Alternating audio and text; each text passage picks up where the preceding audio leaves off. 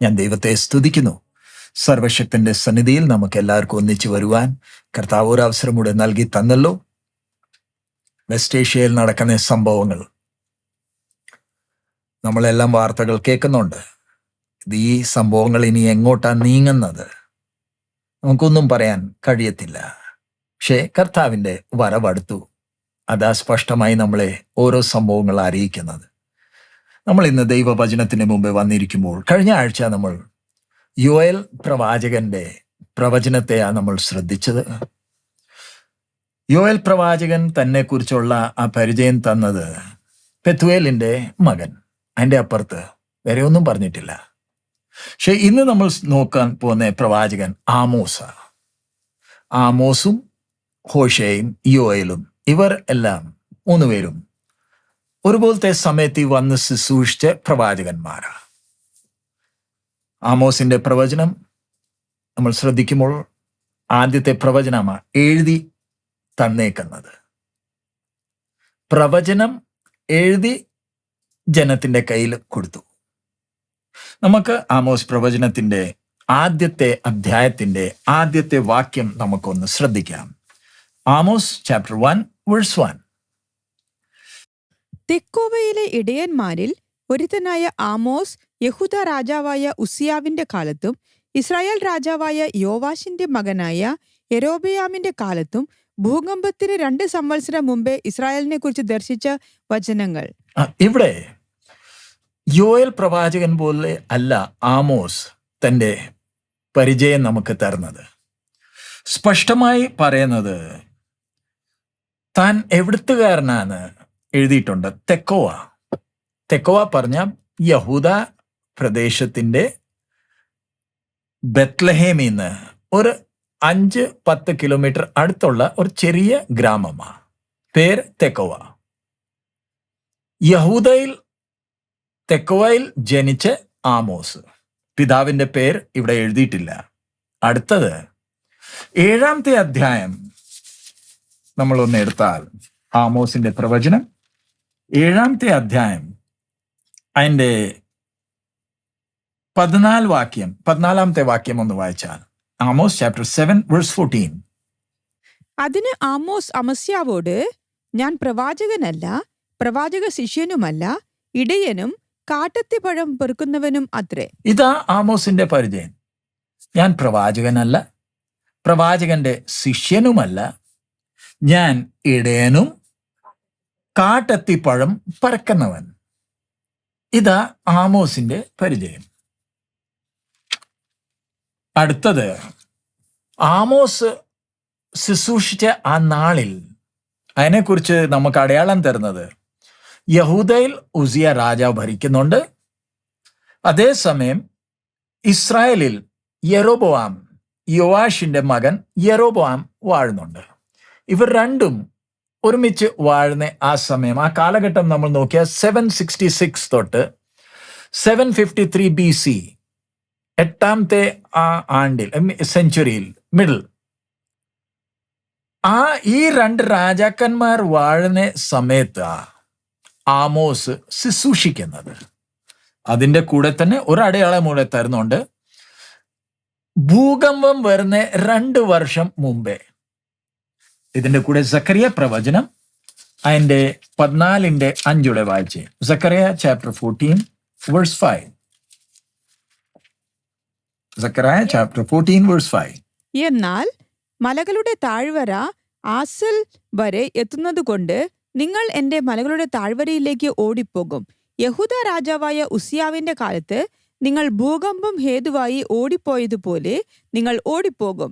എന്റെ ദൈവമായ യഹോവയും തന്നോടുകൂടെ സകല വിശുദ്ധന്മാരും വരും. സോ ഇവിടെയും സക്കറിയ പ്രവാചകൻ പറയുന്നത് ഭൂകമ്പം വന്ന നാളിൽ ഉസിയ രാജാവിന്റെ സമയത്ത്.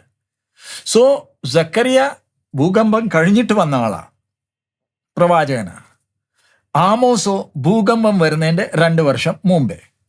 സോ ഇവിടെ നമ്മൾ ആമോസ് പ്രവാചകനെ ഒന്ന് ശ്രദ്ധിച്ചാൽ യഹൂദയിൽ അവിടുത്തെ ഒരു വ്യക്തി, അദ്ദേഹത്തിൻ്റെ ജോലി ഇടയൻ, കാട്ടത്തി പഴം പരക്കുന്നവൻ, പ്രവാചകനല്ല, പ്രവാചകന്റെ ശിഷ്യനുമല്ല. പക്ഷേ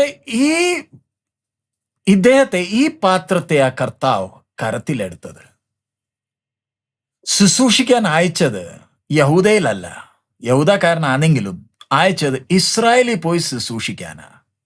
അവിടെ പോയി ദൈവത്തിന്റെ ദൂത് ജനത്തെ അറിയിക്കാന് ദൈവം ആമോസിനെ തെരഞ്ഞെടുത്തത്.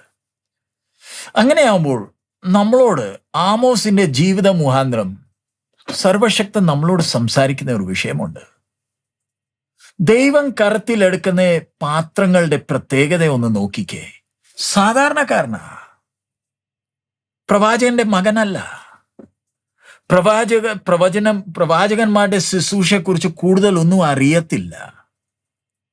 ഇടയനാ, കാട്ടെത്തി പഴം പറിക്കുന്നവനാ. ദൈവശബ്ദം കേട്ടു പ്രവാചകന്റെ ശുശ്രൂഷ നിർവഹിക്കുന്നത് നമുക്ക് കാണാം. നമ്മുടെ ജീവിതത്തിലും ദൈവം നമ്മളെ കരത്തിലെടുത്ത് വിയോഗിക്കാൻ ആഗ്രഹിച്ചാൽ നമ്മൾ നമ്മളെ തന്നെ ഏൽപ്പിച്ചു കൊടുക്കുമോ? നമ്മളിൽ ഒത്തിരി പേരുണ്ട് ദൈവശബ്ദം കേട്ടിട്ടുണ്ട്, ദൈവത്തിന്റെ ഹിതവും നല്ലപോലെ അറിയാം. എന്നാലും ബന്ധപ്പെട്ട്, ഞാൻ ഒന്നുകൂടെ പറയുന്ന വാക്ക്, ബന്ധപ്പെട്ട് ദൈവഹിതത്തിന് നമ്മൾ തന്നെയാ തടസ്സങ്ങൾ ഉണ്ടാക്കുന്നത്. നമ്മൾ ദൈവത്തെ നോക്കാതെ നമ്മുടെ തന്നെ കാര്യങ്ങൾ നോക്കി തടസ്സങ്ങൾ ഉണ്ടാക്കി വെച്ചേക്കുക. ഉദാഹരണമായി മോശ എത്ര ബന്ധപ്പെടുക, ദൈവമേ എന്നെ കൊണ്ടൊക്കത്തില്ല. ഒടുവിൽ സർവശക്തനായ ദൈവത്തിന് കോപം വന്നല്ലോ. സോ ദൈവം സാധാരണക്കാരനെ ആ കയ്യിലെടുക്കുന്നത്. ഇനിയിപ്പം സാധാരണക്കാരനെ കയ്യിലെടുക്കുമ്പോൾ ആമോസിന്റെ ജീവിതം നോക്കിയ, ആമോസിന്റെ അർത്ഥം ഭാരം വഹിക്കുന്നവനാണ്, ബേർഡൻ ബിയറർ.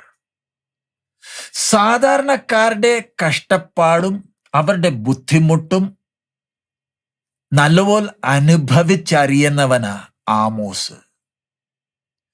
ഈ പാത്രം മുഖാന്തരമാ ദൈവം ഇസ്രായേൽ ജനത്തോടും യഹൂദനോടും സംസാരിക്കുന്നത്, പ്രത്യേകിച്ച് ഇസ്രായേലിനോടും. ആ കാലഘട്ടം നമ്മൾ നോക്കിയാൽ, ആമോസ് ശുശ്രൂഷിക്കുന്ന ആ കാലഘട്ടം ഇസ്രായേൽ ആണെങ്കിൽ യെരോബോവാം ഭരിക്കുന്ന നാളാ, ആ സമയമാ. ആ സമയം ഇസ്രായേൽ നല്ലപോലെ ശോഭിക്കുന്ന ഒരു സമയമാ.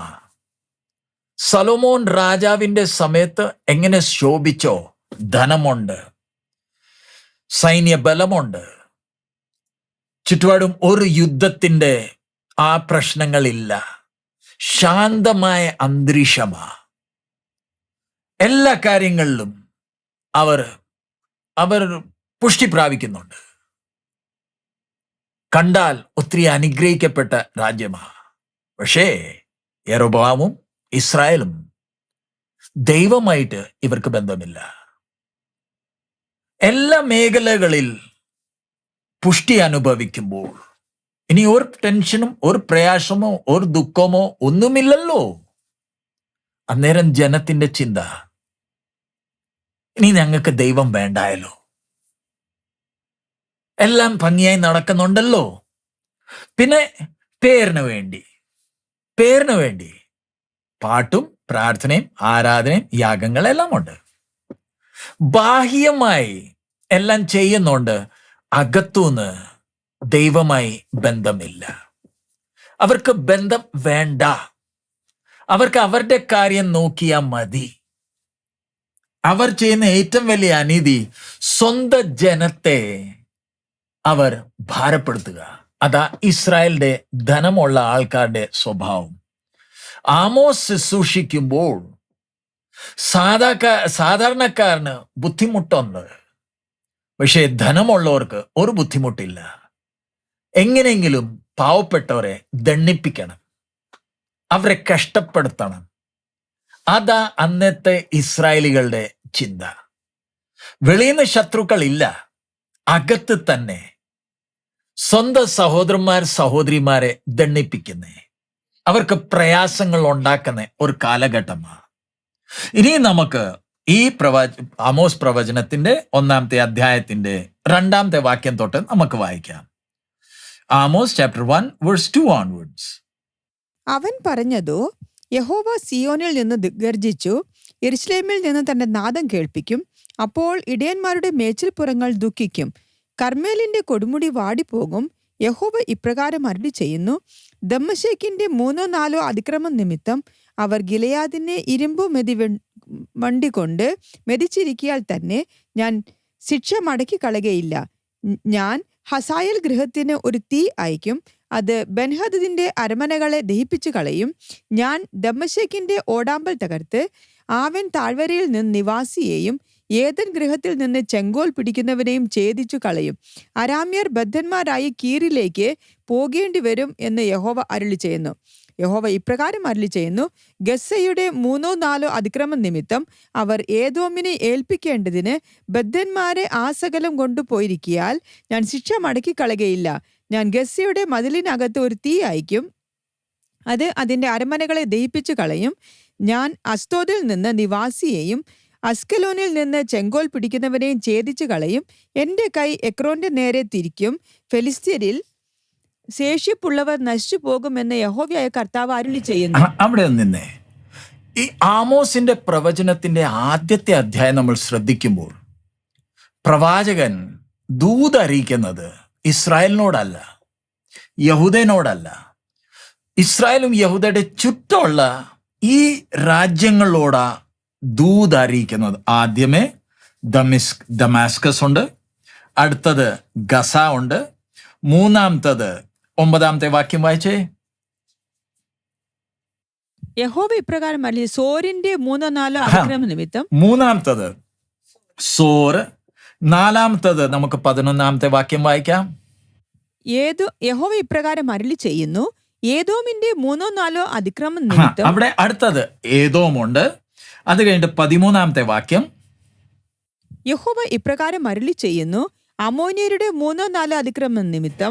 ഇനി അമോന്യർ. പിന്നെ 2-ാമത്തെ അധ്യായം അതിന്റെ 1-ാമത്തെ വാക്യം, യഹോവ ഇപ്രകാരം അരുളി ചെയ്യുന്നു, മോവാബിന്റെ 3-4 അതിക്രമം നിമിത്തം. അവിടെ നമ്മൾ ഇന്ന് നോക്കുമ്പോൾ ദമിഷ്ക് ഉണ്ട്, ഗസ ഉണ്ട്, അത് കഴിഞ്ഞ് അസ്തോത്ത് ഉണ്ട്, അത് കഴിഞ്ഞിട്ട് സോർ ഉണ്ട്, അത് കഴിഞ്ഞിട്ട് അമോനിയർ ഉണ്ട്, മോവാബികളുണ്ട്.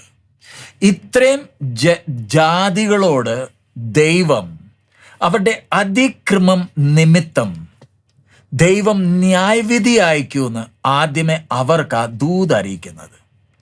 അത് ദൂതറിയിക്കുമ്പോൾ അവിടെ പ്രത്യേകിച്ച് എഴുതിയിട്ടുണ്ട് 3-4 അതിക്രമങ്ങൾ നിമിത്തം. അതിൻ്റെ അർത്ഥം അതിക്രമങ്ങൾക്ക് എണ്ണമുണ്ടോ? നമ്മൾ സാധാരണ അതിക്രമങ്ങൾ അങ്ങനെ പറയത്തേ ഉള്ളൂ, നമ്മൾ എണ്ണം വെക്കത്തില്ല. സർവശക്തൻ നീതിമാനായതുകൊണ്ട് നമ്മുടെ അതിക്രമങ്ങൾക്ക് എണ്ണമുണ്ട്, സംഖ്യ ഇട്ടിട്ടുണ്ട്. അതിന്റെ ഗൗരവം നമ്മൾ മനസ്സിലാക്കുന്നുണ്ടോ? ഓരോ അതിക്രമങ്ങൾക്ക് ന്യായവിധിയുണ്ട്, ഒന്നിച്ചല്ല, ഓരോ അതിക്രമങ്ങൾക്ക്. നമ്മൾ ആ ദൈവത്തെ സേവിക്കുന്നത്. അതിക്രമങ്ങൾക്ക് എണ്ണമിട്ടിട്ടുണ്ട്. അടുത്തത്, ഈ ജാതികളെ എന്തിനാ നീ ന്യായവിധിക്കുന്നത്? ഇവരുമായിട്ട് ദൈവമേ നീ ഉടമ്പടി ചെയ്തിട്ടില്ലല്ലോ, വാഗ്ദാനങ്ങൾ ഒന്നും കൊടുത്തിട്ടില്ലല്ലോ, ഇവർ തെരഞ്ഞെടുത്ത ജാതി അല്ലല്ലോ. തെരഞ്ഞെടുത്ത ജാതി ഇസ്രായേലില്ലയോ, യാക്കോബിന്റെ തലമുറയില്ലയോ? പിന്നെ ഇവരെ എന്തിനാ ദണ്ഡിക്കാൻ പോകുന്നേ? ഇവർ ഇസ്രായേലിനെ ശല്യം ചെയ്യുന്നില്ലല്ലോ. അതിൽ നിന്ന് നമുക്ക് മനസ്സിലാകുന്ന ഒരു സത്യം, സർവശക്തനായ ദൈവം ബാക്കി ദേവി ദേവന്മാർ പോലെ അല്ല. ഒരു പ്രത്യേക കുലത്തിൻ്റെയോ ഒരു ഭാഷാവർഗത്തിൻ്റെയോ അല്ലെങ്കിൽ ഒരു രാജ്യത്തിൻ്റെ ദേവനല്ല സർവശക്തനായ ദൈവം. സകല സൃഷ്ടിയുടെ മേളിൽ വാഴുന്നവനാ സർവശക്തൻ. ജനം സർവശക്തനായ ദൈവത്തെ വിശ്വസിച്ചോ ഇല്ലയോ, അനുസരിച്ചോ ഇല്ലയോ, ദൈവഹിതപ്രകാരം നടന്നോ ഇല്ലയോ, ദൈവം വിധിക്കും. കാരണം ഈ സൃഷ്ടി ദൈവത്തിൻ്റെയാ. ആർക്കും പറയാൻ കഴിയത്തില്ല ഞങ്ങൾക്ക് ഈ ദൈവമായിട്ട് ഒരു ബന്ധമില്ല. നിനക്ക് ബന്ധമില്ലെങ്കിലും ദൈവത്തിന് ബന്ധമുണ്ട്.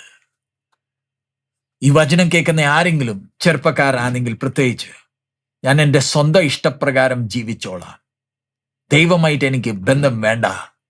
നിനക്കും വേണ്ട എങ്കിലും ദൈവത്തിനൊരു ബന്ധമുണ്ട്. നമ്മൾ സ്വയമേ അല്ല ഈ ഭൂമിയിൽ പൊഴിഞ്ഞു വീണത്. ഒരുവൻ സൃഷ്ടിച്ച് ഈ ഭൂമിയിൽ ആക്കിയിരിക്കുന്ന കാലം സർവശക്തൻ കണക്ക് ചോദിക്കും. സ്വന്തം ഇഷ്ടപ്രകാരം എങ്ങോട്ട് പോകാനാ? എങ്ങോട്ട് ദൈവത്തിൽ നിന്ന് മറഞ്ഞിരിക്കാൻ കഴിയുമോ? ദൈവത്തിന്റെ ന്യായവിധിയിൽ നിന്ന് രക്ഷപ്പെടണമെങ്കിൽ ഒറ്റയൊരു മാർഗമേ ഉള്ളൂ. ഈ ദൈവത്തിന്റെ അടുത്ത് വന്ന് ആ ദൈവമായിട്ടുള്ള ഒരു ബന്ധമുണ്ടെങ്കിൽ മാത്രമേ ദൈവത്തിന്റെ ന്യായവിധിയിൽ നിന്ന് രക്ഷപ്പെടാൻ കഴിയത്തുള്ളൂ. ആദ്യത്തെ അധ്യായം സ്പഷ്ടമായി അറിയിക്കുന്നേ, ഗസ, ദമിസ്കോസോ, അമ്മോനിയർ ആയിക്കോട്ടെ, മോവാബികളായിക്കോട്ടെ, അവരുടെ അതിക്രമം എണ്ണി വെച്ചിട്ടുണ്ട്. ന്യായവിധി ഓരോന്നോരോന്നായി വരും.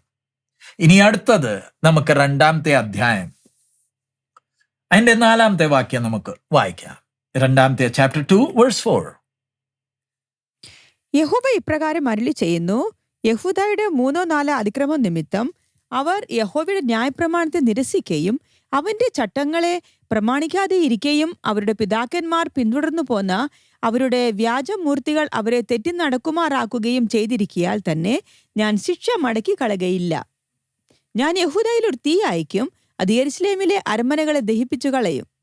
യഹോവ ഇപ്രകാരം അരുളി ചെയ്യുന്നു, ഇസ്രായേലിന്റെ 3-4 അതിക്രമ നിമിത്തം. ഇനി ആദ്യമേ യഹൂദ, ആമോസിന്റെ സ്വന്തം രാജ്യം യഹൂദ, ദൈവത്തിന്റെ പ്രമാണത്തെ അവർ എഴുതി വായിച്ച 4-ാമത്തെ വാക്യം, അവർ യഹോവയുടെ ന്യായപ്രമാണത്തെ നിരസിക്കുകയും യഹോവയുടെ ന്യായപ്രമാണത്തെ നിരസിക്കുകയും അവന്റെ ചട്ടങ്ങളെ പ്രമാണിക്കാതെയും ഇരിക്കുകയും. അവന്റെ ചട്ടങ്ങളെ പ്രമാണിക്കാതിരിക്കുന്നുണ്ട് ന്യായവിധിയുണ്ട്. നമ്മൾ ഇന്ന് കൃപയുടെ യുഗത്തിലായിരിക്കുമ്പോൾ ഇന്ന് സാധാരണ വിശ്വാസികൾ സാധാരണയായി ചിന്തിക്കുന്നത്, ഇനി നമുക്ക് പ്രമാണമില്ലല്ലോ, കൃപയുടെ യുഗമാ, കൃപയാ, നമുക്ക് നമ്മുടെ മേളിൽ ഇനിയും ഒരു പ്രമാണമില്ല. ക്രിസ്തു ക്രൂശിൽ വില കൊടുത്തോണ്ട് നമുക്ക് ഈ ന്യായപ്രമാണത്തിൽ നിന്ന് വിടുതൽ കിട്ടി. ആ ചിന്തയാ ഇന്ന് സാധാരണ വിശ്വാസിയെ ഭരിക്കുന്നത്. ഇനിയും നമ്മുടെ മേളിൽ ഒരു നുകവുമില്ല. കൃപയാൽ നമ്മൾ വിടുതൽ പ്രാപിച്ചു, നമുക്ക് സ്വാതന്ത്ര്യം കിട്ടി. ഇനി നമുക്ക് അങ്ങ് നടന്നാൽ മതി. എന്തെങ്കിലും തെറ്റ് സംഭവിച്ചാൽ ക്ഷമ ചോദിച്ചാൽ മതി. അങ്ങനെയാണോ? ക്രിസ്തുവിന്റെ ക്രൂശിൽ മരണം മുഖാന്തരം പ്രമാണം നീങ്ങിപ്പോയോ? ഇനി ഒരു പ്രമാണവും ഇല്ലയോ? ദൈവജനത്തിന്റെ പുറത്ത് ഒരു പ്രമാണം ഇല്ലയോ? ഇസ്രായേൽ ജനത്തിന് കൊടുത്ത ആ പ്രമാണം ഒരു വലിയ അബദ്ധമായിരുന്നോ? ക്രിസ്തുവിന്റെ മരണം ആ പ്രമാണത്തിന്റെ നീക്കിക്കളഞ്ഞോ? അതോ ആ പ്രമാണം മുഖാന്തരം വന്ന ആ ശിക്ഷയാണോ നീക്കിയത്? ശ്രദ്ധിക്കണം. ക്രിസ്തു തന്നെ മത്തായി 5:17-18 പറയുന്നത്, ഞാൻ പ്രമാണത്തെ നീക്കിക്കളയാനല്ല വന്നത്, പ്രമാണത്തെ പൂർത്തീകരിക്കാനാ. പൂർത്തീകരണം പറഞ്ഞാൽ ആ ന്യായപ്രമാണം പാപിയായ മനുഷ്യന് മരണത്തിന്റെ ന്യായവിധി കൊടുത്തിരിക്കുമ്പോൾ ആ ന്യായവിധിയാ ക്രിസ്തു ആ വില കൊടുത്തിരിക്കുന്നത്. പ്രമാണത്തെ മാറ്റിയിട്ടില്ല. പ്രമാണമുണ്ട്, അത് നീങ്ങിപ്പോകുകയില്ല. ആകാശവും ഭൂമി മാറിയാലും ദൈവത്തിന്റെ പ്രമാണത്തിന്റെ ഒരു കുത്തുപോലും നീങ്ങിപ്പോകത്തില്ല.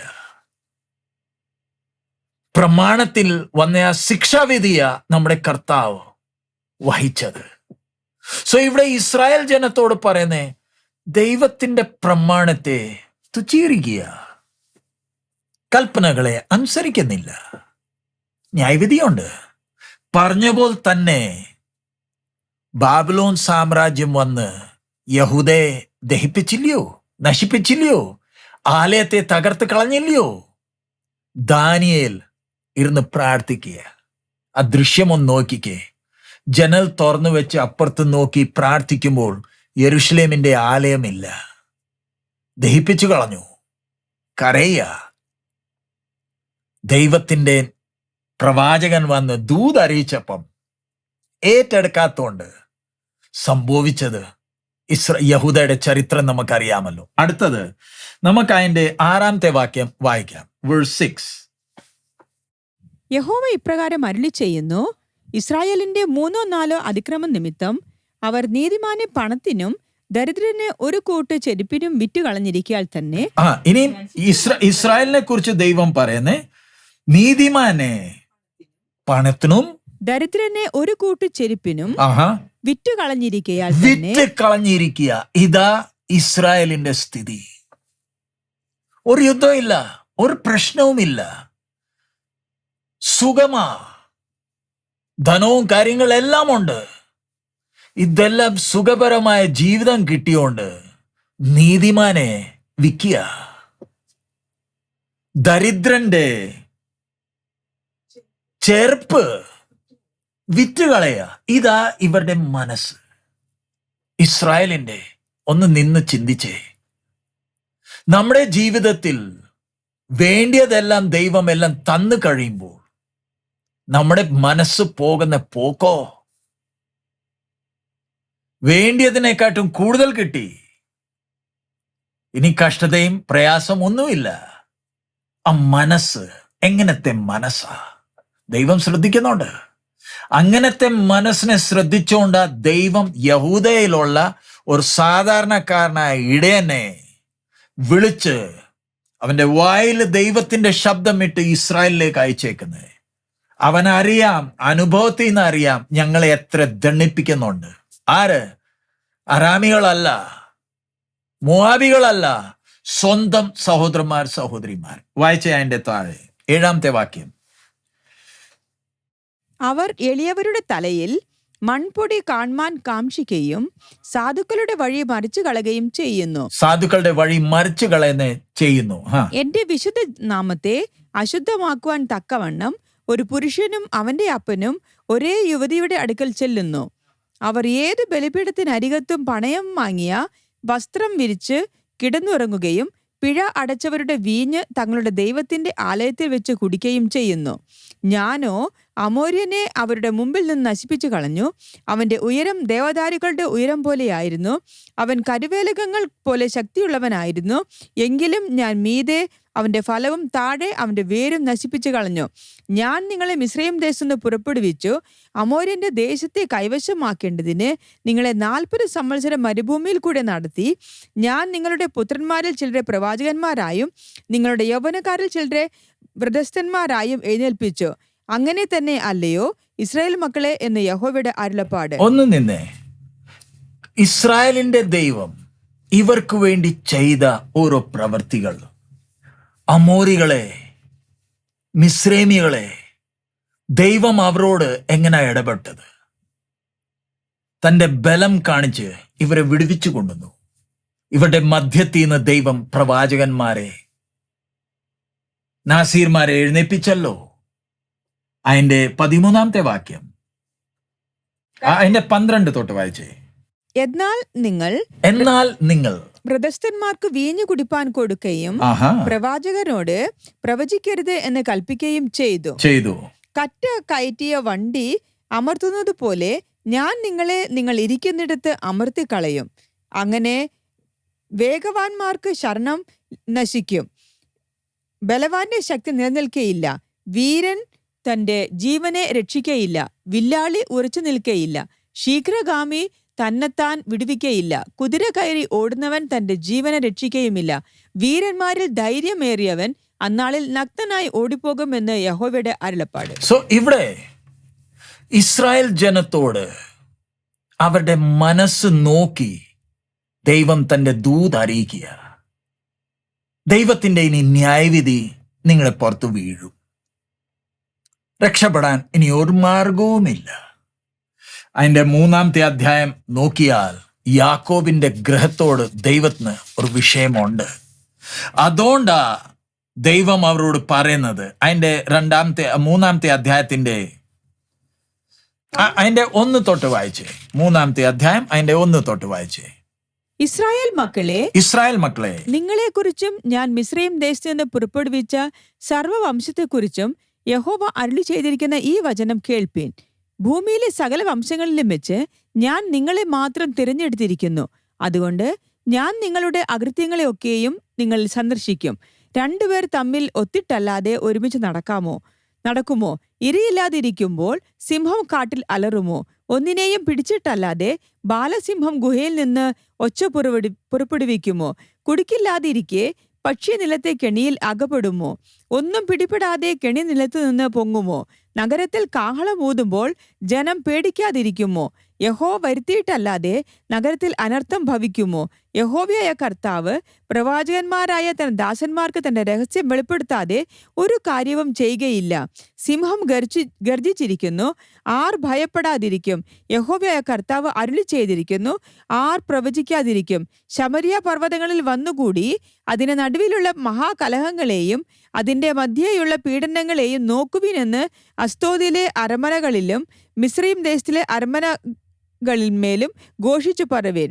തങ്ങളുടെ അരമനകളിൽ അന്യായവും സാഹസവും സംഗ്രഹിച്ചു വയ്ക്കുന്നവർ ന്യായം പ്രവർത്തിപ്പാൻ അറിയുന്നില്ല എന്ന് യഹോവയുടെ അരുളപ്പാട്. അതുകൊണ്ട് യഹോവയായ കർത്താവ് ഇപ്രകാരം അരുളി ചെയ്യുന്നു, ദേശത്തിനു ചുറ്റും ഒരു വൈരി ഉണ്ടാകും. അവൻ തന്റെ ഉറപ്പ് നിങ്കിൽ നിന്ന് താഴ്ത്തിക്കളയും. നിന്റെ അരമനകൾ കൊള്ളയായിത്തീരും.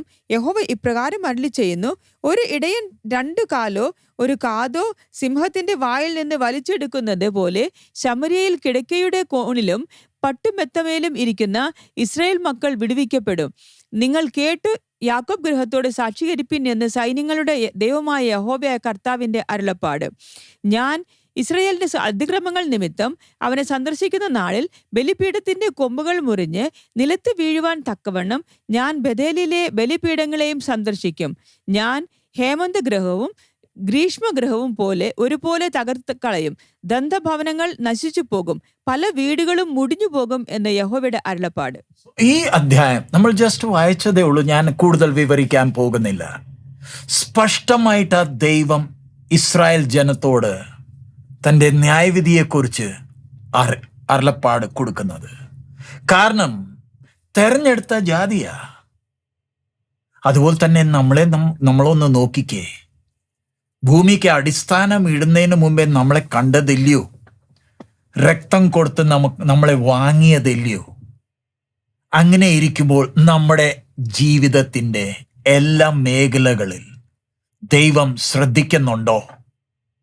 ബാഹ്യമായിട്ട് മാത്രമല്ല, എൻ്റെ അകത്തെ ചിന്തകൾ, എൻ്റെ മറ്റോരുമായിട്ടുള്ള ഇടപെടൽ.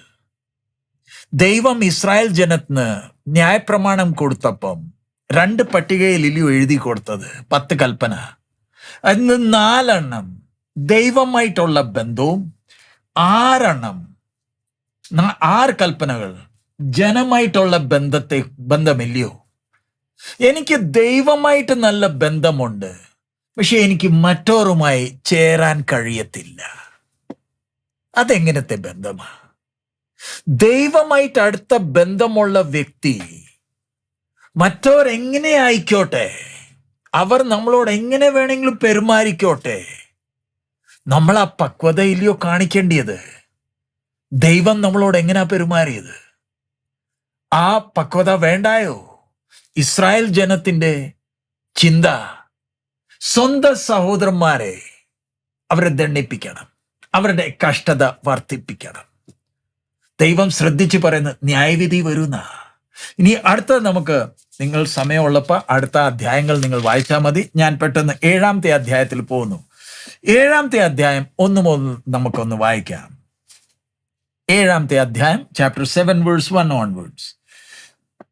യഹോവയായ കർത്താവ് എനിക്ക് കാണിച്ചു തന്നതെന്നാൽ, പുല്ല് 2ാമത് മുളച്ചു തുടങ്ങിയപ്പോൾ അവൻ വിട്ടിലുകളെ നിർമ്മിച്ചു. അത് രാജാവിന്റെ വക പുല്ല് അരിഞ്ഞ ശേഷം മുളച്ച 2ാമത്തെ പുല്ല് ആയിരുന്നു. എന്നാൽ അവ ദേശത്തിലെ സസ്യം തീർന്നപ്പോൾ ഞാൻ, യഹോവയായ കർത്താവേ, ക്ഷമിക്കണമേ, യാക്കോബ് എങ്ങനെ നിവർന്നു നിൽക്കും? അവൻ ചെറിയവനല്ലോ എന്ന് പറഞ്ഞു. യഹോവ അതിനെക്കുറിച്ച് അനുതപിച്ചു. അത് സംഭവിക്കയില്ല എന്ന് യഹോവ അരുളി ചെയ്തു. ഇവിടെ പ്രവാചകന് ദൈവം ദർശനങ്ങൾ കൊടുക്കുക. ആദ്യത്തെ ദർശനം ഇംഗ്ലീഷിലാണെങ്കിൽ ഗ്രാസ് ഹോപ്പേഴ്സ്, മലയാളത്തിൽ വിട്ടലുകൾ. ദൈവം സൃഷ്ടിച്ചതാ. കഴിഞ്ഞ ആഴ്ച നമ്മൾ യോയേലിന്റെ പ്രവചനത്തിൽ നമ്മൾ ആ ലോക്കസിനെ കുറിച്ച് ശ്രദ്ധിച്ചല്ലോ, വെട്ടിക്കിളി. ഇവിടെ ദൈവം ഗ്രാസ് ഹോപ്പേഴ്സ്, വിട്ടലുകൾ. അതിൽ നിന്ന് നമുക്ക് എന്തുവാ മനസ്സിലായത്? ദൈവം ഇവരെ എന്തിനാ സൃഷ്ടിക്കുന്നത്? ഇവർ നശിപ്പിക്കുകയില്ലയോ? നശിപ്പിക്കാൻ നീ ഇങ്ങനത്തെ ജീവികളെ സൃഷ്ടിക്കുമോ? അതെ, ദൈവം തൻ്റെ ഹിതം നിറവേറ്റാൻ വേണ്ടി ദൈവം ഇവരെ സൃഷ്ടിച്ചേക്കുക.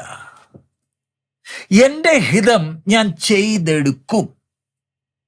മനുഷ്യൻ ആ ഹിതത്തിൽ നിന്ന് മാറിയാലും ദൈവഹിതം ഞാൻ ചെയ്യത്തില്ല, ഞാൻ എൻ്റെ ഹിതമേ ചെയ്യുള്ളൂ എന്ന് മനുഷ്യൻ പറഞ്ഞാൽ ഒടുവിൽ ജയിക്കുന്നത് ആര്? മനുഷ്യനോ ദൈവമോ? എനിക്ക് ദൈവഹിതം വേണ്ട, എനിക്ക് എൻ്റെ പദ്ധതികൾ മതി എന്ന് പറഞ്ഞുകൊണ്ട് എത്ര നാൾ നടക്കുന്നേ? ദൈവം ഇവരെ സൃഷ്ടിച്ചിട്ടുണ്ട് നശിപ്പിക്കാൻ. ദൈവം തൻ്റെ പദ്ധതി ചെയ്തെടുക്കും.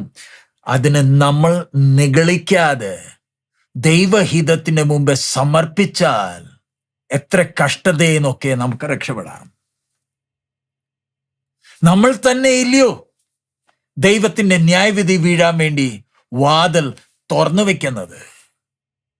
അനുഭവിക്കേണ്ടി വരത്തില്ലയോ? അടുത്തത് അതിൻ്റെ 4-ാമത്തെ വാക്യം. യഹോവയായ കർത്താവ് എനിക്ക് കാണിച്ചു തന്നതെന്നാൽ, യഹോവയായ കർത്താവ് തീയാൽ വ്യവഹരിപ്പാൻ അതിനെ വിളിച്ചു. അത് വലിയ ആഴിയെ വറ്റിച്ചു കളഞ്ഞിട്ട് യഹോവയുടെ ഓഹരിയെയും തിന്നുകളവാൻ ഭാവിച്ചു. ഇനി അടുത്തത് ദൈവം അടുത്ത ദർശനം കാണിക്കുന്നത്. ആദ്യത്തെ ദർശനം കാണിച്ചപ്പം പ്രവാചകൻ ദൈവത്തിന് മുമ്പേ ഇസ്രായേലിന് വേണ്ടി കരഞ്ഞു. ദൈവം പറഞ്ഞു, ഞാൻ അങ്ങനെ നശിപ്പിക്കത്തില്ല, അങ്ങനെ തകർത്ത് കളയത്തില്ല. പക്ഷെ അടുത്തത് കാണിക്കുന്ന തീയാ. ഈ വിട്ടലുകൾ കഴിഞ്ഞാൽ ഈ തീ എന്തുവാ കാണിക്കുന്നത്? ഇതിന്റെ മുമ്പേ ആർക്കും നിൽക്കാൻ കഴിയത്തില്ല.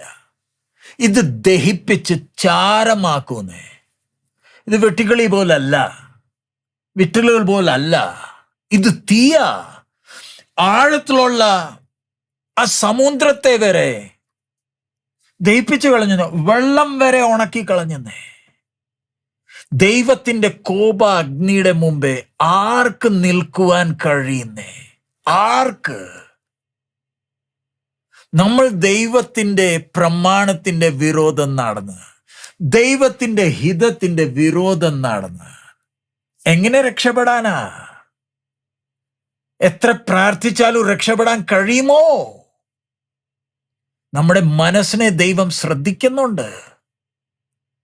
ഈ ഭൂമി വെള്ളസിംഹാസനത്തിന്റെ മുമ്പേ ജനം നിന്ന് അവരെ നിത്യ തീപുകയിൽ അയക്കുമ്പോൾ ഈ ഭൂമി ദൈവത്തിന്റെ ഉഗ്രകോപത്തിലല്ലയോ ഈ ഭൂമി നശിക്കാൻ പോകുന്നത്? തത്വങ്ങൾ തന്നെ മാറും, എലിമെന്റ്സ് തന്നെ മാറും. ദൈവത്തിന്റെ ഉഗ്രകോപത്തിന്റെ മുമ്പേ നമുക്ക് ആർക്കെങ്കിലും നിൽക്കുവാൻ കഴിയുമോ? ഇവിടെയും പ്രവാചകൻ ദൈവത്തിന് മുമ്പേ നിലവിളിക്കുക. ദൈവം പറയുന്നത് വായിച്ച അതിന്റെ 3-ാമത്തെ, അതിന്റെ 5 മാറും. അപ്പോൾ ഞാൻ, യഹോവയായ കർത്താവേ, മതിയാക്കണമേ, യാക്കോബ് എങ്ങനെ നിവർന്നു നിൽക്കും? അവൻ ചെറിയവനല്ലോ എന്ന് പറഞ്ഞു. യഹോവ അതിനെക്കുറിച്ച് അനുതപിച്ചു. അത് സംഭവിക്കയില്ല എന്ന് യഹോവയായ കർത്താവ് അരുളി ചെയ്തു. ഇനി അടുത്തത് 7-ാമത്തെ വാക്യം. അവൻ എനിക്ക് കാണിച്ചു തന്നത് എന്തെന്നാൽ, കർത്താവ് കയ്യിൽ തൂക്കുകട്ട പിടിച്ചുകൊണ്ട് തൂക്കുകട്ട തൂക്കിയുണ്ടാക്കിയ ഒരു മതിലിന്മേൽ നിന്നു. യഹോവ എന്നോട്, ആമോസേ, നീ എന്തു കാണുന്നു എന്ന് ചോദിച്ചതിന്, ഒരു തൂക്കുകട്ട എന്ന് ഞാൻ പറഞ്ഞു. അതിന് കർത്താവ്, ഞാൻ എൻ്റെ ജനമായ ഇസ്രായേലിന്റെ നടുവിൽ ഒരു തൂക്കുകട്ട പിടിക്കും. ഞാൻ ഇനി അവരെ ശിക്ഷിക്കാതെ വിടുകയില്ല. ഇസ്ഹാക്കിന്റെ പൂജാഗിരികൾ പാഴും ഇസ്രായേലിന്റെ വിശുദ്ധ മന്ദിരങ്ങൾ ശൂന്യവുമായി തീരും. ഞാൻ യൊരോബെയാം ഗ്രഹത്തോട് വാളുമായി എതിർത്ത് നിൽക്കും എന്ന് അരുളി ചെയ്തു. ഇനി 3-ാമത്തത് ദൈവം ആമോസ് പ്രവാചകനെ കാണിക്കുന്ന ദർശനം. തൂക്കുകട്ട പിടിച്ച് ഒരു മതിലിന്റെ പുറത്ത് ദൈവം നിൽക്കുക. തൂക്കട്ട നമുക്കറിയാമല്ലോ. ഈ തൂക്കട്ടയുടെ പ്രയോഗം എന്താ? ചെറിയൊരു സാധനമാ. പക്ഷെ ഒരു മതിൽ പണിയണമെങ്കിൽ, ഒരു ഭവനം പണിയണമെങ്കിൽ ഈ തൂക്കട്ട ഇല്ലാതെ പണിയാനൊക്കത്തില്ല. ആ ഭവനം, ആ മതിൽ നേരെ നിൽക്കത്തില്ല. ആ മതിൽ നേരെ ആണോ, അടിസ്ഥാനം എങ്ങനെ ഇരിക്കുന്നു, അതുമായി നേരെ ആണോ ഇത് മേളിലോട്ട് വരുന്നത്, ഈ തൂക്കട്ടയാ ശ്രദ്ധിക്കുന്നത്. ഇത് വെച്ച് ആ മതിലിനെ പണിയുന്നത്, ഇത് തന്നെ വെച്ചോണ്ട് ആ മതിലിനെ ഇടിച്ചു കളയുന്നത്, രണ്ടും ഈ തൂക്കട്ട വെച്ചോണ്ടാ. സർവശക്തനായ ദൈവം ഇസ്രായേലിന്റെ മുമ്പേ, യാക്കോബിന്റെ ഗൃഹത്തിന്റെ മുമ്പേ ഈ തൂക്കട്ട പിടിച്ചു നിൽക്കുക. പ്രമാണം അനുസരിച്ചാണോ നിന്റെ ജീവിതം, നിന്റെ നടപ്പ്, നിന്റെ ഇടപെടൽ? പ്രമാണം അനുസരിച്ചല്ലെങ്കിൽ ഇടിച്ചു കളയുന്നേ, തകർത്ത് കളയുന്നേ. ദൈവത്തിന്റെ അരുളപ്പാടാ. യാക്കോബ് ഗൃഹത്തോട് മാത്രമല്ല, നമ്മൾ ഓരോരുത്തരോടുമാ, എന്നോടും കേൾക്കുന്ന ഓരോരുത്തരോടുമാ. ദൈവത്തിന്റെ പ്രമാണത്തെ വിട്ട് അങ്ങോട്ടിങ്ങോട്ട് തിരിഞ്ഞാൽ ഇടിച്ചു കളയും. പണിയുന്നവൻ തന്നെ ഇടിച്ചു കളയും. പണിയുന്നവൻ മനുഷ്യന്റെ വേഷത്തിൽ ഈ ഭൂമിയിൽ വന്ന് നമുക്കൊരു മാതൃക കാണിച്ചു പോയതാ. അത് കഴിഞ്ഞിട്ടാ സംസാരിക്കുന്നത്. നമ്മൾ നടക്കേണ്ട രീതി നമ്മുടെ മുമ്പേ നടന്ന് കാണിച്ച് ഒരു മാതൃക തന്നിട്ടാ പോയേക്കുന്നത്. ക്രിസ്തു പോലെ നടക്കാൻ നമുക്ക് കഴിയുന്നില്ലെങ്കിൽ ഇടിച്ചു കളയത്തില്ലയോ? സ്നാനപ്പെട്ടത് എന്തിന്? ഈ അന്യഭാഷ പറയുന്നത് എന്തിന്? ഈ സഭായോഗത്തിന് പോകുന്നത് എന്തിന്? വേലയ്ക്ക് പൈസ കൊടുക്കുന്നത് എന്തിന്? ബാഹ്യമായ ഒരു വിശ്വാസിയാ പറഞ്ഞുകൊണ്ട് നടക്കുന്നത് എന്തിന്? തൂക്കട്ട പിടിച്ചു ഒരുവൻ മതിലിന്റെ പുറത്ത് നിപ്പുണ്ട്, നമ്മളെ നോക്കുന്നുണ്ട്. ഈ ക്രിസ്തു ആകുന്ന ആ മൂലക്കല്ലിന്റെ ആ തികവിലേക്കാണോ ഞാൻ വളർന്നത്? ചെവിയുള്ളവൻ ദൈവത്തിന്റെ ദൂത് സ്പഷ്ടമായി കേട്ടോണം. ദൈവം പറയുന്നേ, ഞാൻ ഇടിച്ചു കളയുന്ന. ഇനി അടുത്തത്, ഇത് കേട്ടപ്പം അമസ്യ 10-ാമത്തെ വാക്യം വായിച്ചേ, 10 തൊട്ട് വായിച്ചേ. എന്നാൽ ബഥേലിലെ പുരോഹിതനായ അമസ്യാവ് ഇസ്രായേൽ രാജാവായ യെരോബെയാമിന്റെ അടുക്കൽ ആളയച്ചു. ആമോസ് ഇസ്രായേൽ ഗൃഹത്തിന്റെ മധ്യേ നിനക്ക് വിരോധമായി കൂട്ടുകെട്ടുണ്ടാക്കുന്നു. അവന്റെ വാക്കൊക്കെയും സഹിപ്പാൻ ദേശത്തിന് കഴിവില്ല. യെരോബെയാം വാൾ കൊണ്ട് മരിക്കും. ഇസ്രായേൽ സ്വദേശം വിട്ട് പ്രവാസത്തിലേക്ക് പോകേണ്ടി വരും എന്നിങ്ങനെ ആമോസ് പറയുന്നു എന്ന് പറയിച്ചു. എന്നാൽ ആമോസിനോട് അമസ്യാവ്, എടോ ദർശക, യഹൂദദേശത്തിലേക്ക് ഓടിപ്പോയിക്കൊള്ളുക, അവിടെ പ്രവചിച്ച് അഹോവൃത്തി കഴിച്ചുകൊള്ളുക.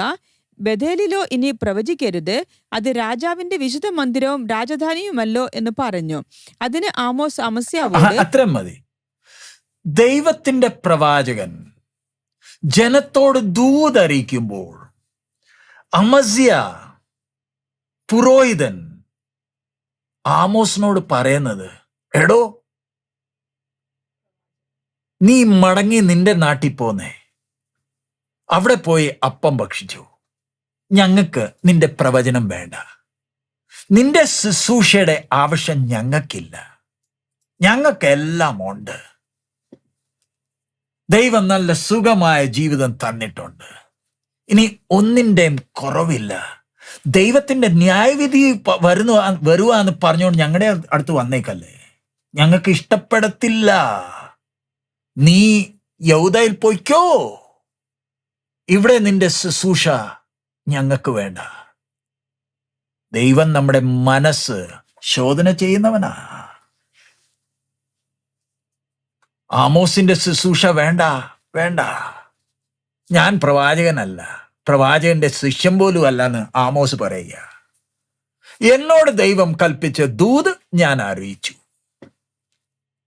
അത്രേമേ ഉള്ളൂ. ദൈവത്തിന്റെ സത്യവചനം കേൾക്കാൻ ഇന്ന് ആർക്ക് സമയമുണ്ട്? ഇന്ന് ആർക്ക് ചെവിയുണ്ടെന്നേ? എല്ലാം സുഖമല്ലയോ? തമ്മിൽ കാണുമ്പോഴും പറയുന്നത് സുഖം. ഒന്നിൻ്റെ കുറവില്ല. പക്ഷെ മനസ്സ് നോക്കിയാൽ നീ ദൈവ പൈതലാണോ? നിന്റെ നടപ്പ്, നിന്റെ ചിന്ത ക്രിസ്തു കാണിച്ച മാതൃക പ്രകാരമാണോ?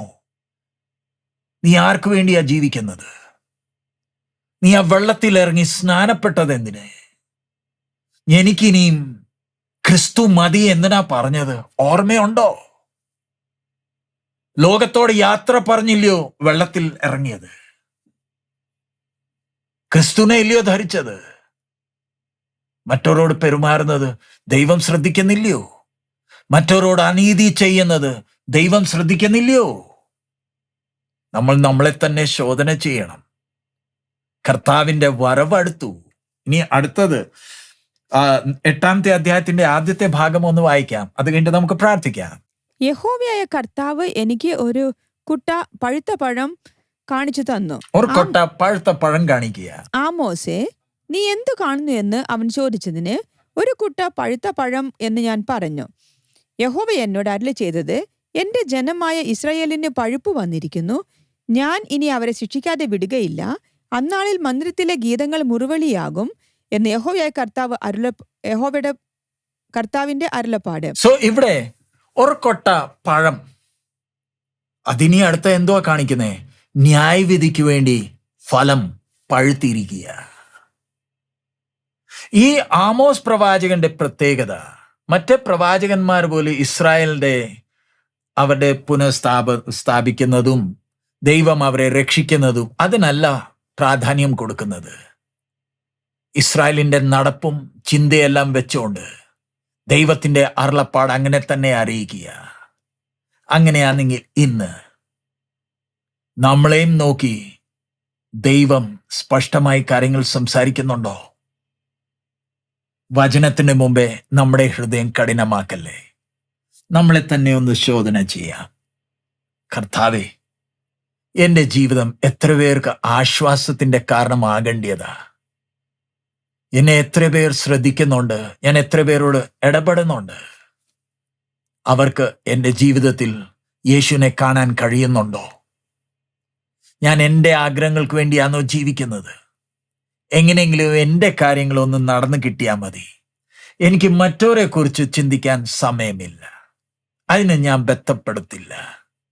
എനിക്ക് എൻ്റെ കാര്യം മാത്രം നോക്കിയാൽ മതി. അതാണോ നമ്മുടെ മനസ്സ്? നമ്മുടെ കണ്ണുകൾ അടയ്ക്കാം. നമ്മളെ തന്നെ ശോധന ചെയ്യാം. കർത്താവിന്റെ വരവടുത്തു. ദൈവം ആഗ്രഹിക്കുന്ന നമ്മുടെ ഹൃദയത്തിന്റെ അകത്താ ശുദ്ധീകരണമാണ്. ഹല്ലേലൂയ. ഹൃദയത്തിന്റെ അകത്തെയുള്ള ശുദ്ധീകരണം. Thank you Jesus. കർത്താവേ, ഞങ്ങൾ നിന്നെ സ്തുതിക്കുന്നു. നിന്റെ വചനത്തിനായി സ്തോത്രം, സ്തോത്രം. ഹല്ലേലൂയ. നമുക്ക് പ്രാർത്ഥിക്കാം. കർത്താവേ, തന്ന ഈ കൂട്ടായ്മയ്ക്കായി സ്തോത്രം. ഒന്നിച്ച് നിന്റെ സന്നിധിയിൽ വന്ന് ആരാധിക്കുവാൻ, പാട്ടുകൾ പാടുവാൻ, നിന്റെ വചനം ധ്യാനിക്കുവാൻ നീ ഞങ്ങൾക്ക് അവസരം നൽകിയതിനായി സ്തോത്രം. ആമോസ് പ്രവാചകന്റെ ജീവിതവും പ്രവചനങ്ങൾ മുഖാന്തരം നീ ഞങ്ങൾ ഓരോരുത്തരോട് സംസാരിക്കുന്നതിനായി സ്തോത്രം. ഈ വചനത്തെ സ്വീകരിച്ച് ഞങ്ങളെ തന്നെ ശോധന ചെയ്യുവാൻ ഞങ്ങളെ സഹായിക്കണമേ. ഞങ്ങളെ ഓരോരുത്തരെയും നിന്റെ രക്തത്താൽ, നിന്റെ വചനത്താൽ കഴുകി ശുദ്ധീകരിക്കണമേ. ഞങ്ങളുടെ ജീവിതത്തിൽ ക്രിസ്തു വെളിപ്പെടുവാൻ നീ ഞങ്ങളെ സഹായിക്കണമേ. നിന്റെ ആത്മാവ് ഞങ്ങളുടെ കൂടെ വസിക്കുന്നതിനായി സ്തോത്രം, സ്തോത്രം. ഞങ്ങൾക്ക് വേറെ ഒന്നിന്റെ കുറിച്ച് ഭാരപ്പെടേണ്ട ആവശ്യമില്ല. നീ ഞങ്ങളുടെ കൂടെ ഉള്ളതിനായി സ്തോത്രം. എല്ലാം മാനം മഹത്വം നിനക്കായി അർപ്പിക്കുന്നു. നിന്റെ വരവിനെ ഞങ്ങളെ ഓർക്കണമേ. യേശുവിൻ നാമത്തിൽ തന്നെ ആമേൻ. പിതാവിന്റെ സ്നേഹം, പുത്രന്റെ കൃപയും പരിശുദ്ധാത്മായുടെ കൂട്ടായ്മ നമ്മൾ ഓരോരുത്തരുടെ കൂടെ കർത്താവിന്റെ വരവ് വരെ ഉണ്ടായിരിക്കുമാറാകട്ടെ. ആമേൻ. ദൈവം നമ്മളെ ഓരോരുത്തരെയും അനുഗ്രഹിക്കട്ടെ. നമ്മൾ ഇന്ന് കൂട്ടായ്മയിൽ പങ്കെടുക്കുമ്പോൾ ഞങ്ങൾ അക്കോലയിൽ ശുശ്രൂഷ കഴിഞ്ഞിട്ട് ഇനിയും അടുത്ത ബുൽധന, മഹാരാഷ്ട്ര ബുൽധന പ്രദേശത്തിലേക്ക് യാത്രയിലായിരിക്കുന്നു. നിങ്ങൾ ഞങ്ങളെ ഓർത്ത് പ്രാർത്ഥിക്കുക. ബുൽധന കഴിഞ്ഞിട്ട് പിന്നെ അടുത്തത് ഹൈദരാബാദ്. അവിടെ യവനക്കാർക്ക് വേണ്ടിയുള്ള കോൺഫറൻസ് ഉണ്ട്, പിന്നെ വേലക്കാർക്ക് വേണ്ടിയുള്ള കോൺഫറൻസ് ഉണ്ട്. അത് കഴിഞ്ഞിട്ട് സൂര്യാപേട്ട്, ആക്കിവീടു, വിശാഖപട്ടണം, ഭുവനേശ്വർ, പിന്നെ സർസീവ, ഛത്തീസ്ഗഡ്, ഡിൻഡോറി, മധ്യപ്രദേശ്, ഇവിടെയൊക്കെ എല്ലാം യാത്ര ചെയ്ത് വിശ്വാസികളെ അവരെ കാണണം, സൂക്ഷിക്കണം. ഞങ്ങളുടെ യാത്രകളെ ഓർത്ത് നിങ്ങൾ പ്രാർത്ഥിക്കുക. നീണ്ട യാത്രയാണ്.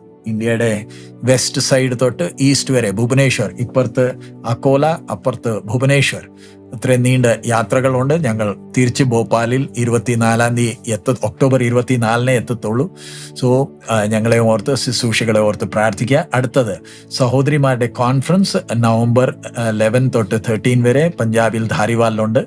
അതിൻ്റെ രജിസ്ട്രേഷൻ തുടങ്ങിയപ്പം 2 മണിക്കൂറിനകത്ത് തന്നെ 350 ആൾക്കാർ രജിസ്റ്റർ ചെയ്ത് കഴിഞ്ഞു. ഞങ്ങൾക്ക് 400 പേർക്ക് വേണ്ടിയുള്ള കോൺഫറൻസ് ആയിരുന്നു. സോ അതിൽ 50 സീറ്റ് മാത്രമേ ഉള്ളൂ. അത് ഒക്ടോബർ 11-ന് പിന്നെയും രജിസ്ട്രേഷൻ തുറക്കും. ആ കോൺഫറൻസിന് വേണ്ടി നിങ്ങൾ പ്രാർത്ഥിക്കുക. ജനത്തിന് അത്രയും ആഗ്രഹമുണ്ട്, ആഗ്രഹത്തോടെ അവർ വരുന്നുണ്ട്. നിങ്ങൾ ആ കോൺഫറൻസിനെ ഓർത്ത് ഇപ്പോഴേ തന്നെ പ്രാർത്ഥിക്കുക. സഹോദരിമാർക്ക് മാത്രമുള്ള കോൺഫറൻസാണ്. ഇതിൽ പിള്ളേരെ ഞങ്ങൾ അനുവദിക്കുന്നില്ല. കല്യാണം കഴിച്ച അല്ലെങ്കിൽ വിധവയായവർ അല്ലെങ്കിൽ ഡിവോഴ്സീസ് മാത്രമേ ഈ കോൺഫറൻസിന് വരാൻ ഞങ്ങൾ അനുവദിക്കുന്നുള്ളൂ.